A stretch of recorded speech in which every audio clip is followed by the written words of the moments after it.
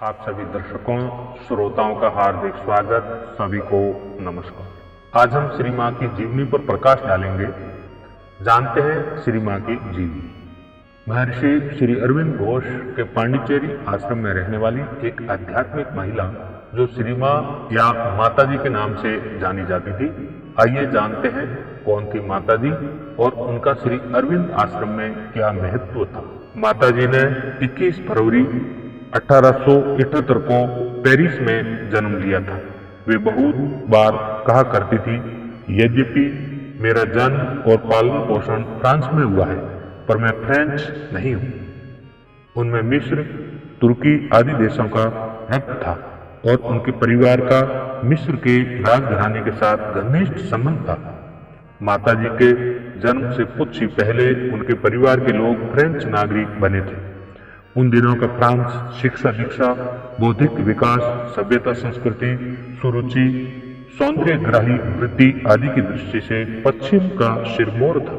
कहा जा सकता था कि जो चीज फ्रांस में न थी वह पश्चिम में और कहीं न थी। माता जी के पिता मोरिस अल्फासा उच्चतर मध्यम वर्ग के बैंकर थे। उनकी माँ मातिल्डा बहुत ज्यादा सुसंस्कृत, दृढ़ संकल्पशील और बहुत ज्यादा आधुनिक विचारों की महिला थी। मोरिस और मातिल्डा अल्फासा के 2 बच्चे हुए। बड़ा लड़का था माथ्यू, जो आगे चलकर फ्रेंच उपनिवेशों में राज्यपाल तथा फ्रांस के विदेश मंत्रालय में ऊंचे पदों पर रहा। छोटी लड़की थी जिसका नाम रखा था मीरा, जिसे हम माता जी के नाम से जानते हैं। स्वयं माता जी ने कहा है कि जब कभी जहाँ कहीं ज्योति के प्रकट होने की संभावना हुई वहां वे उपस्थित थी। श्री अरविंद ने हमें बतलाया है कि बचपन से ही माता जी सामान्य मानव स्तर पर नहीं थी, वे उससे बहुत ऊंची थी। आइए उनके असाधारण व्यक्तित्व की एक झांकी लेते चले। एक बार बच्चों से बातचीत करते हुए वे कहती है, तुमने इसके बारे में कभी नहीं सोचा, तुमने अपने अंदर झांक कर कभी नहीं देखा कि तुम अपने ऊपर क्या प्रभाव डालते। इसके बारे में कभी सोचा ही नहीं, कभी ये समझने की कोशिश नहीं की कि तुम कैसे अनुभव करते हो। उदाहरण के लिए तुमने कभी यह जानने की कोशिश नहीं की कि तुम्हारे अंदर निर्णय किस तरह लिए जाते हैं, वे कहाँ से आते हैं, कौन सी चीज है जो तुम्हें एक ही जगह दूसरा निर्णय लेने के लिए प्रेरित करती है। तुम्हारे निर्णयों और तुम्हारी क्रियाओं में क्या संबंध है। तुम्हें 2 चीजों के बीच चुनने की कितनी आजादी है। तुम अपने आप को यह या वह करने या कुछ न करने के लिए किस हद तक स्वतंत्र पाते हो।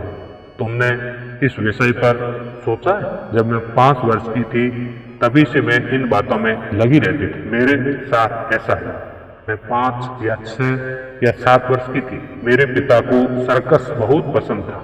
उन्होंने मुझसे कहा, मैं रविवार को सर्कस देखने जा रहा हूँ, तुम भी मेरे साथ चलना। मैंने मना कर दिया। मैंने कहा, मैं सर्कस जाने की अपेक्षा कहीं अधिक मजेदार काम में लगी। फिर कभी मेरे छोटे मित्रों ने दावत दी जहाँ हम सब मिलकर बहुत मजा करते, लेकिन मैंने मना कर दिया। मैंने कहा, मुझे यही बहुत अधिक मजा आता। और यह बात बिल्कुल सच्ची थी, इसमें दिखावा न था। मेरे लिए दुनिया भर में इससे बढ़कर मजेदार चीज कोई और न थी और वह थी आध्यात्मिकता का एहसास। साधारणतः हम देखते हैं कि माँ बाप अपने बच्चों को बहुत लाड प्यार से बिगाड़ देते हैं। मीरा की माँ ऐसी नहीं थी।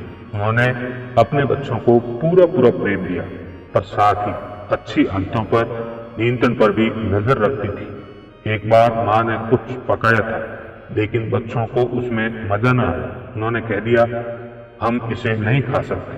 माँ ने समझाया, खाना स्वाद के लिए नहीं खाया जाता, तुम्हें वही खाना चाहिए जो तुम्हारे शरीर को पुष्ट करे।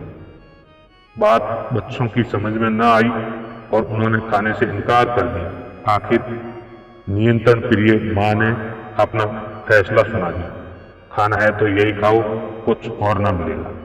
बच्चों ने थोड़ी देर आनाकानी की, फिर भूख से व्याकुल होकर खाने बैठ गए। इतनी कच्ची उम्र में ही उन्हें सिखाया गया कि रचना को बहुत महत्व न दें। बालिका मीरा ने अक्सर ज्ञान पाने से पहले ध्यान करना सीख लिया था। 4 वर्ष की कच्ची अवस्था में उसे मालूम था कि वह किसी विशेष उद्देश्य से धरती पर आई थी। उसे कुछ ऐसा काम करना था जिसकी तुलना दुनिया के किसी काम से नहीं की जा सकती। वह चुपचाप बैठ जाती और देखती कि उसके ऊपर ज्योति की बाढ़ आ रही। बड़े से बड़े योगियों के लिए भी यह मामूली बात नहीं है। छोटी सी मीरा हमेशा गंभीर रहा करती थी। शिशुरापन उसे छू तक न गया था। वह अपनी उम्र के बच्चों के साथ खेल कूद या शरारतें करने में कभी रस न लेती थी। एक बार उसकी माँ ने कहा, ऐसा लगता है कि सारी दुनिया का भार तेरे ही सिर पर है। बेटी ने संक्षिप्त सा उत्तर दिया। हाँ, बेचारी माँ इस छोटे से शब्द का अर्थ कहाँ जानती थी। मीरा के पिता बहुत अनुशासन प्रिय थे और छड़ी से परहेज न करते थे और मीरा का बड़ा भाई मातियो प्रायः उसका शिकार हुआ करता था। वह जब कभी देर से लौटता तो उसकी पिटाई होती थी। मीरा को यह पसंद नहीं था। एक सांझ को जब भाई को धुना जा रहा था, धीर गंभीर मीरा वहां जा पहुंची और उसने बड़े प्रभावशाली लहजे में कहा, इसके बाद अगर भाई की पिटाई हुई तो मैं ये घर छोड़कर चली जाऊंगी। पिता 6 वर्ष की राजकुमारी का हुक्म टाल न सके।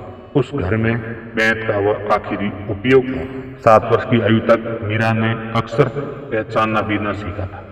एक दिन वह अपने भाई के साथ सड़क पर चली जा रही थी। एक साइन बोर्ड ने उसका ध्यान आकर्षित किया। उसने भाई से पूछा, इस पर क्या लिखा है भाई? भाई ने मजाक उड़ाते हुए कहा, तू इतना भी नहीं पढ़ पाती? और बस मीरा ने पढ़ाई शुरू कर दी। कुछ ही समय के प्रयास के बाद वह अपनी कक्षा में पहली आने लगी। ऐसा लगा मानो बहुत से प्रथम पदक उसी के लिए बने थे। बाद में माताजी ने बतलाया, जब मैं लगभग 12 वर्ष की थी तो मैं पेरिस के नजदीक फोंटेनबल नामक वन में अकेली घूमने जाया करती थी। यह एक बहुत पुराना जंगल था जिसमें 2000 वर्ष पुराने पेड़ थे। मैं किसी पेड़ के नीचे चुपचाप बैठकर ध्यान में चली जाती थी। उस समय मुझे उन पेड़ों के साथ घनिष्ठता का अनुभव होता था और मुझे बहुत आनंद मिलता था।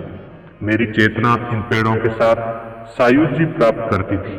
आसपास की चिड़िया और गिलहरियां मेरे बहुत पास आ जाया करती थी और कभी कभी खेलती हुई मेरे शरीर पर दौड़ भाग करती थी।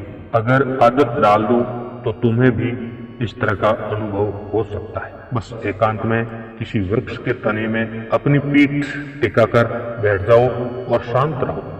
तुम धीरे धीरे पेड़ के जीवन स्पंदनों और उसकी चेतना को अनुभव करने लगो। तुम्हें यह भी पता लगेगा कि पेड़ मनुष्यों के साथ दोस्ती करना चाहते हैं। उनमें भी प्रेम होता है, सहानुभूति होती है और वे खुले दिल से हमें आसरा देते हैं। स्पष्ट है कि वे अपने ही ढंग से अनुभव करते हैं। एक बार किसी पुराने पेड़ को काट देने की बात हुई थी। मुझे स्पष्ट लगा कि पेड़ को इस संकट का पता लग गया और उसने मुझसे इस क्रूरता को रोकने के लिए याचना की थी। प्रकृति के साथ घनिष्ठता ने मीरा को पशुओं के साथ सौहार्द प्रदान किया। एक बार माताजी ने अपने बचपन की एक घटना सुनाते हुए कहा, पेरिस में एक वनस्पति वाटिका है, उसमें कुछ जानवर भी हैं। वहाँ एक नया सिंह आया। स्वभावतः उसे पिंजरे में रखा गया था और वह बहुत क्रूर था। पिंजरे में एक दरवाजा था। जब कभी दर्शक उसे देखने आते तो सिंह दरवाजे के पीछे छिप जाया करता था। मैंने यह देखा और एक दिन पिंजरे के पास जाकर उसके साथ बोलना शुरू कर दिया। जानवर मानव वाणी के प्रति बहुत संवेदनशील होते हैं। वे सचमुच सुनते हैं। मैंने अपने सिंह से बड़ी मधुरता के साथ बात करना शुरू की। ओह, तुम कैसे सुंदर हो। कैसे खेद की बात है कि तुम छिपे हुए हो। हम लोग तुम्हें देखने के लिए लालायित हैं। वह सुनता रहा। फिर उसने मुझे तिरछी नजरों से देखा, फिर अपना पंजा आगे बढ़ाया और अंत में अपनी नाक शीर्षों से लगा दी, मानो कह रहा हूं, आखिर कोई तो है जो मुझे समझता है। सारे भारत में 15 अगस्त का दिन बड़े उत्साह के साथ मनाया जाता है। यह भारत की स्वाधीनता का प्रारूप। श्री अरविंद के शिष्यों और प्रशंसकों के लिए इसका महत्व और भी अधिक है, क्योंकि श्री अरविंद का प्रादुर्भाव सन 1872 में इसी दिन हुआ था। उस दिन श्री कृष्ण जन्माष्टमी भी मनाई जा रही थी और वर्षों की भांति 1954 में भी श्री अरविंद आश्रम में यह दिन विशेष शांति, उत्साह और भव्यता के साथ मनाया जा रहा था। सारा वातावरण भक्ति और आनंद से भरा था। ऐसा लगता था कि इस वर्ष हवा में कोई रहस्यमय चीज छिपी है। यह हर एक के लिए प्रश्न चिन्ह था। यह एक आशा लगी थी, किसी नई बात की प्रतीक्षा थी।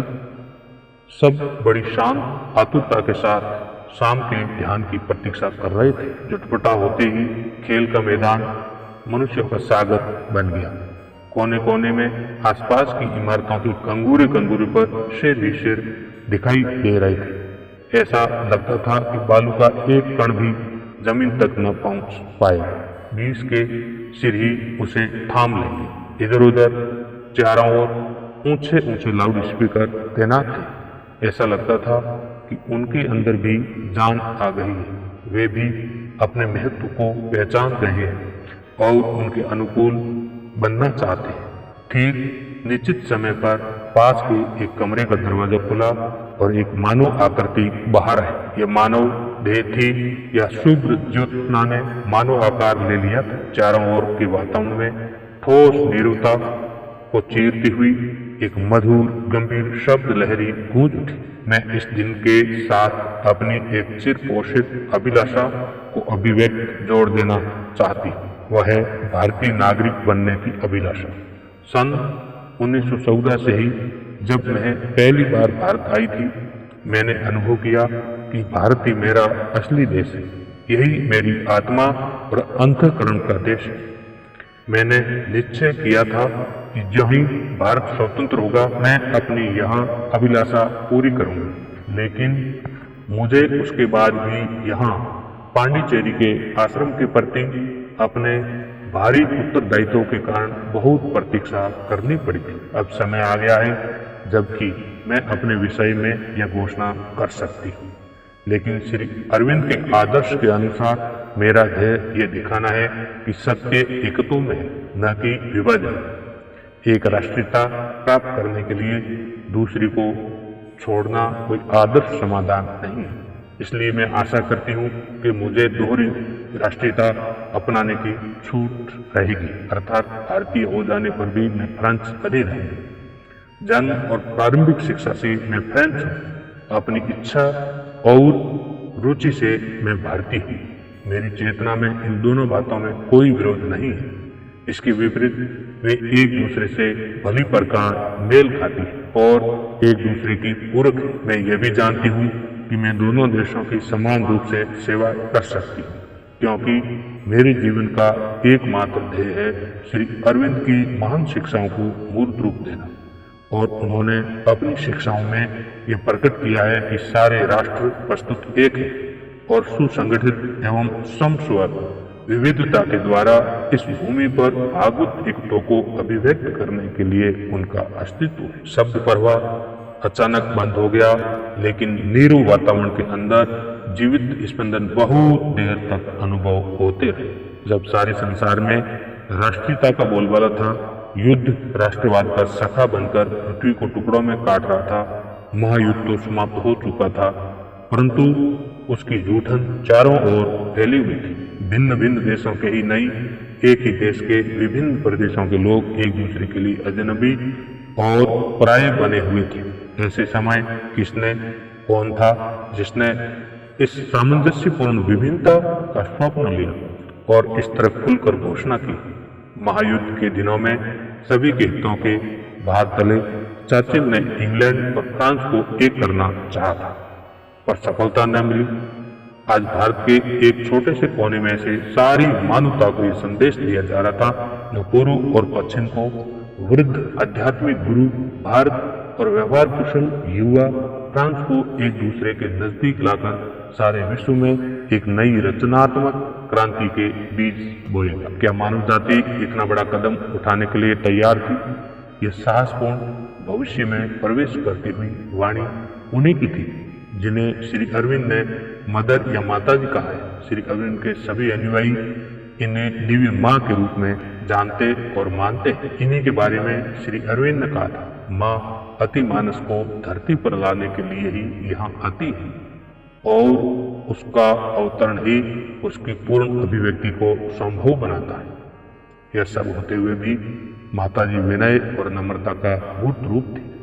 उनके 80वें जन्मदिन पर संस्मरण सुनाने के लिए बहुत आग्रह किया गया था, तो उन्होंने आकाशवाणी पर केवल इतना कहना स्वीकार किया। संस्मरण बहुत संक्षिप्त हो गया। मैं भारत आई श्री अरविंद से मिलने के लिए और श्री अरविंद के साथ रहने के लिए ही मैं भारत रह गई। जब उन्होंने अपना शरीर त्यागा तो मैं उनके काम को आगे बढ़ाने के लिए यहाँ बनी रही।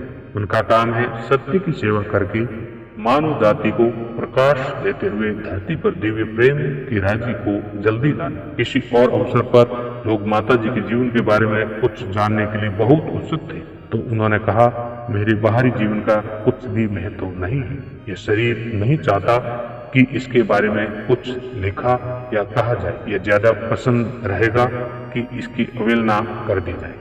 ऐसे ही प्रसंग में श्री अरविंद ने कहा था कि योगियों का जीवन ऊपरी सतह पर नहीं होता जिसे लोग देख सके, और अंदर झांकने और उसका चित्रण करने की क्षमता ही किसमें है जो उनके बारे में कुछ कह सके। फिर भी भक्त लोग जो मिल जाए उसकी प्रसादी पाने के लिए उत्सुक रहते हैं। उन्हीं की जिज्ञासा को दृष्टि में रखते हुए हमने इधर उधर से कुछ सामग्री जुटा दी है। आशा है माताजी इस दृष्टता के लिए क्षमा करेंगे।